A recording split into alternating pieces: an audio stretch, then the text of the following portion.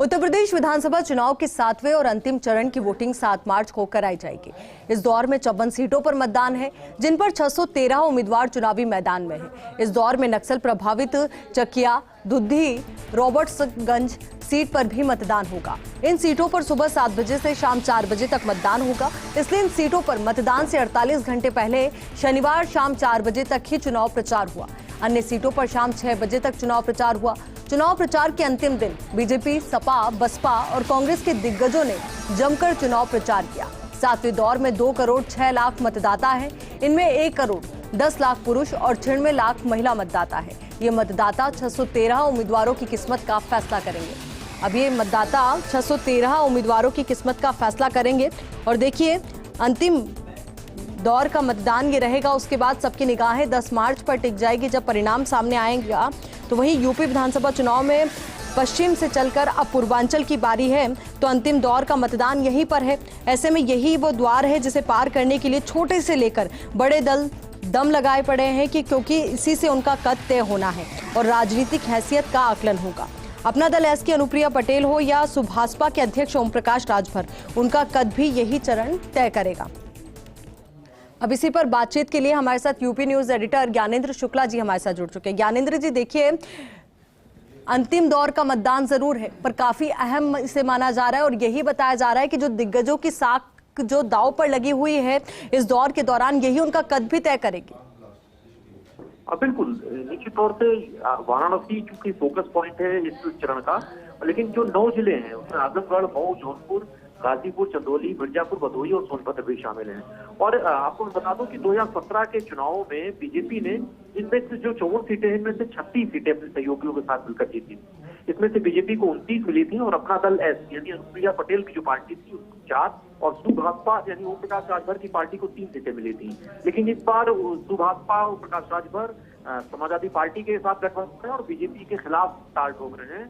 Samajwadi party के पास 11 सीटें थी, बसपा के पास 6 सीटें थी, निषाद पार्टी ने भी 1 सीट जीती थी। अब यहाँ पर ये बड़ी पैमाइश होगी कि जो समाजवादी पार्टी और बीजेपी के नेताओं की तो प्रतिष्ठा दांव पर लगी ही है, लेकिन इससे ज्यादा ये अब देखना होगा कि उत्तर प्रदेश में जो छोटे छोटे जाति समूहों में जिनका असर रहा है, चाहे वो अपना दल एस हो, चाहे ओम प्रकाश राजभर की पार्टी हो, चाहे निषाद पार्टी हो, क्या ये कुछ असर डाल पाते हैं? क्या जितना इन्होंने दावा किया था, इस तरीके से इनके बड़े दलों ने, चाहे बीजेपी हो या सपा, इनको इनकी तवज्जो दी थी, क्या वाकई में ये इसके लायक थे, इसके काबिल थे? अब इस पैमाइश की, इनकी ताकत का ये यहाँ पर उसका चेक किया जाएगा, उसकी पैमाइश होगी।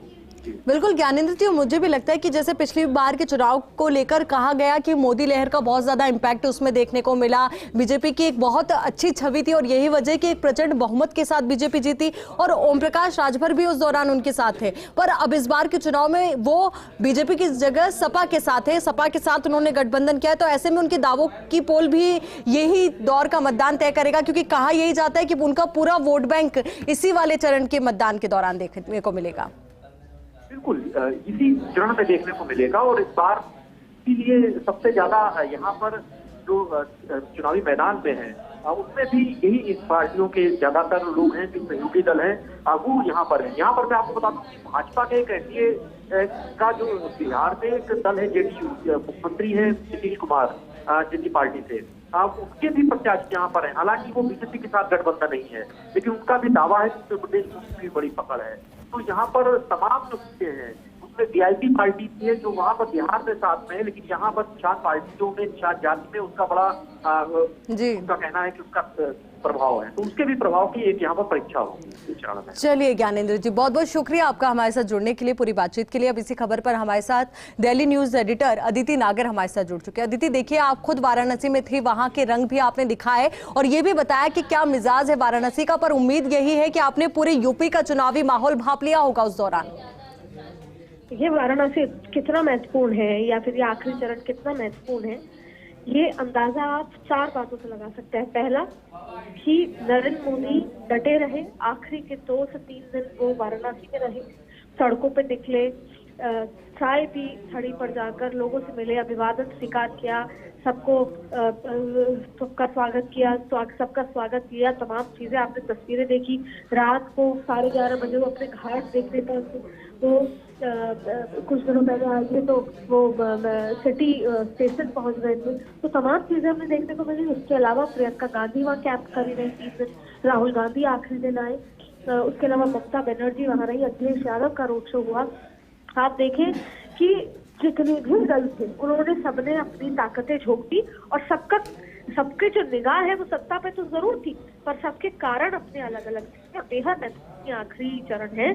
देखिए, शुरुआत के चरणों में भारतीय जनता पार्टी को लगा है कि उन्होंने अपनी कई सीटें गंवाई हैं, उनके लिए आखिरी का चरण, और जब पूर्वांचल का एक कैपिटल के रूप में वाराणसी, और वाराणसी एक एग्जाम्पल की तरह है, अगर हम चुनावी बातों को या पॉलिटिक्स को साइड में भी रख दें तो सच यही है कि जो वाराणसी की जो तस्वीर थी, आयुषी, मैं वाराणसी बचपन से लेकर अभी तक कई बार गई हूँ, लेकिन इस बार जब वाराणसी में गई तो वो वाराणसी वो था ही नहीं जो हमने आज से 5 साल 10 साल पहले देखा था। इतना डेवलपमेंट, सुंदरीकरण, सफाई हो गई है। लेकिन राजनीति में चुनाव के अपने अलग कारण होते हैं। विधायकों से नाराजगी भारतीय जनता पार्टी को काफी सारा नुकसान देगी। हम जब गए तो वाराणसी जैसे जगह में जहाँ पे मोदी मोदी मोदी के नारे लगते हैं, वहां पर भी 2 ऐसी सीटें हैं जो बहुत क्रिटिकल मोड पर है, अगर दक्षिण वाराणसी की बात करें। और ये तमाम चीजें, और इसका एक सबसे बड़ा एक और जो फैक्टर है, अमित शाह आपने पिछले 3 दिनों में कैमरे पे देखा होगा ना, 3 से 4-5 दिनों के अंदर ना आपने उनको सड़कों पे कोई शो करते हुए देखा होगा, नहीं तो पहले वो एक रोड शो करने वाले थे। अमित शाह एक कमरे में बंद होकर जो मैन टू मैन मार्किंग उन्होंने करी है, उन्होंने प्रबुद्ध जनों को लेकर तमाम जो चुनाव के शुरुआती समय में किया जाता है वो एक बार फिर उन्होंने किया, जिससे कि इतने सारे लोगों से उन्होंने फोन पे बात की, चाहे वो जिला अध्यक्ष हो, चाहे वो प्रबुद्ध जन हो, चाहे वो पन्ना प्रमुख हो, तमाम लोगों से, क्योंकि वजह एक ही थी कि सबको आप अपने अपने समाज में जाकर सबको घरों से निकालें। बिल्कुल अदिति, और देखिए चुनाव के दौरान ये देखने को भी मिलता है कि चुनाव से कुछ दिन पहले तो बहुत सारे मुद्दे हावी होते हैं, पर जब तक चुनाव के दिन की अगर हम बात करें तो धीरे धीरे जातिगत समीकरण हावी होने लगते हैं, और जो छोटी छोटी घटनाएं होती है जो मतदाताओं को साइकोलॉजिकली इम्पैक्ट करती है, वो घटनाएं हावी होती हुई नजर आती है। देखिए, चुनाव के पहले दिन से लेकर आखिरी दिन तक बहुत सारे फैक्टर्स होते हैं जो चुनाव को अफेक्ट करते हैं।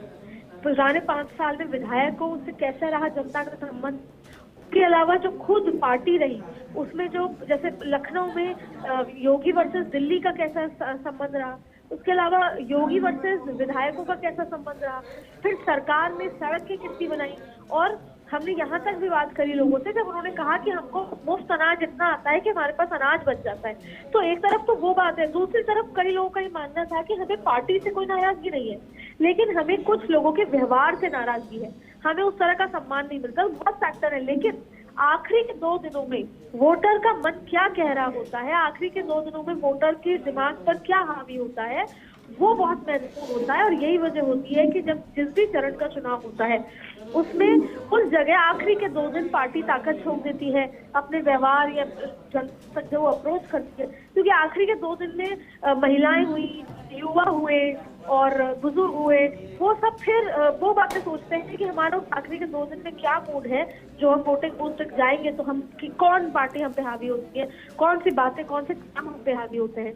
तो बहुत सारे फैक्टर्स हैं, लेकिन ये बात सही है कि जो पिछली बार जो का माहौल था, देखिए बिल्कुल अदिति, अब देखना यही होगा कि कौन कौन से फैक्टर हावी होते हैं, और 7वें दौर में 2 करोड़ 6 लाख मतदाता किसे चुनते हैं, किसके भाग्य का फैसला यहाँ पर होगा और किसका राज तिलक होगा। बहुत बहुत शुक्रिया हमारे साथ जुड़ने के लिए, पूरी बातचीत के लिए। यहाँ रुकेंगे एक